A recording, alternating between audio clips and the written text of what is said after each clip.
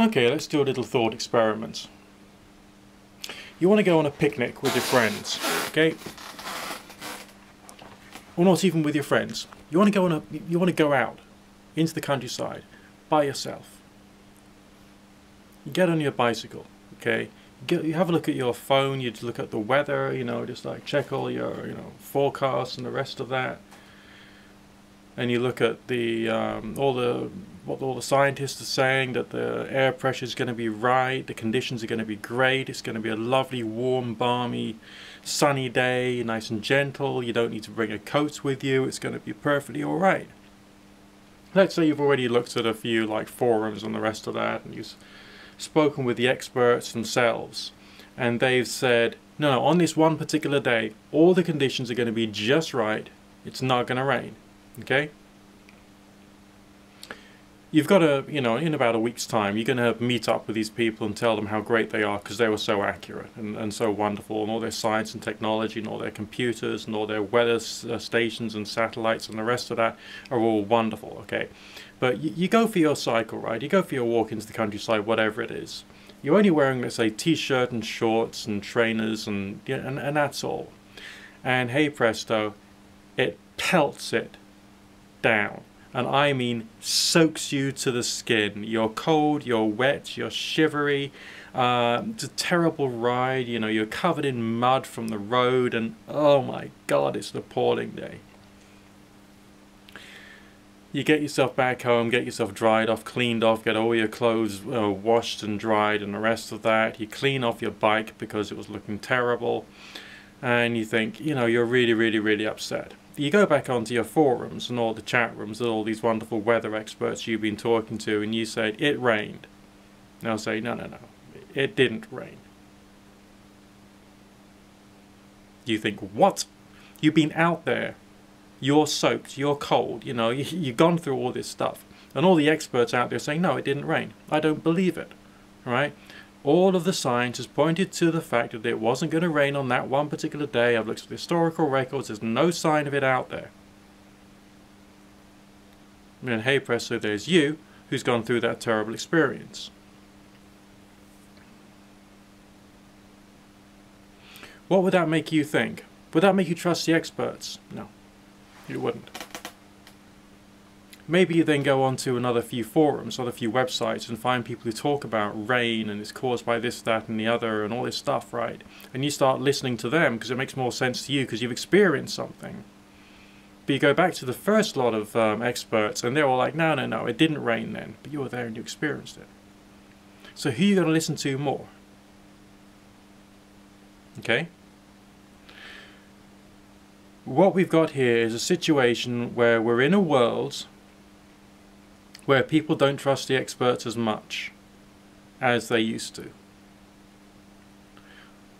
Maybe the fault is actually in the hands of the experts, of the scientists, of the doctors, of the engineers, and all these people who are not prepared, maybe because they're not even intelligent enough, to engage in conversation with people about the things which either do happen but their models and their science doesn't fully understand or have some kind of like connection with, or other people are afraid of, and yet the experts think that all these people are just afraid of something which is not real, and there's no real hard and fast exploration of those things.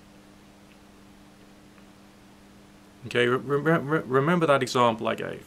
You've gone out on your bike or for a walk in the country, you came back soaked, and all of your experts are telling you it didn't rain. You're delusional. But yet you got soaked. Alright? Let's try and extrapolate from that one example to something else. Let's say something is happening in the world.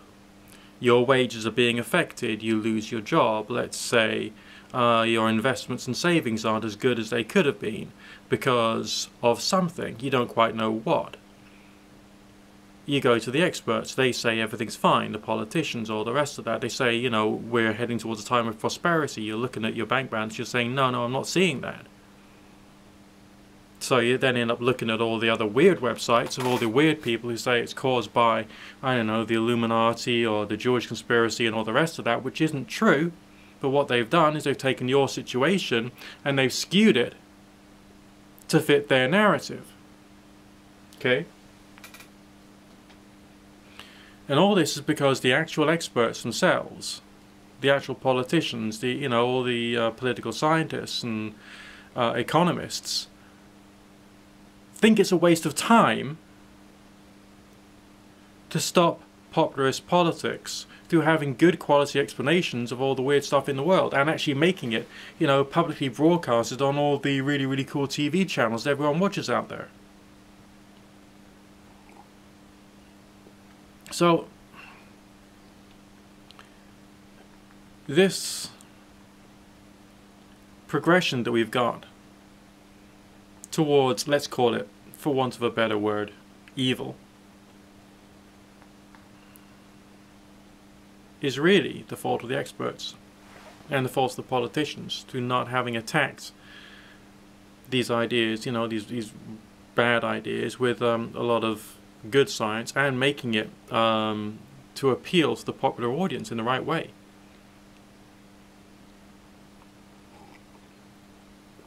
Let's extrapolate from my cycling example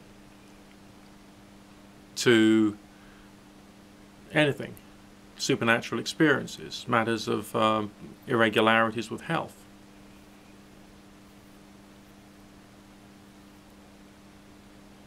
The problem is also, again, with the experts. The doctors aren't taking into account the fact that there are some benefits from some aspects of alternative health living. The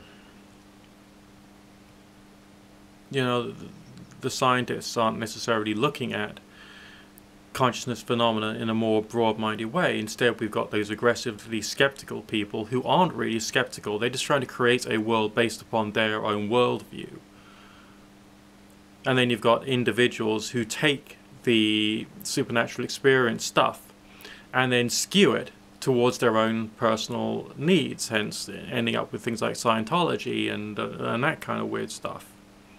So the problem is caused by not necessarily the laziness, but the lack of dedication of the experts to be able to bring all of these other ideas and all of these people who've had disagreements with specific interpretations into the same cohesive understanding in a way which is clear-minded, intelligent, and also can provide them, the individuals out there who need it, with some kind of extra benefit. Just a thought for today.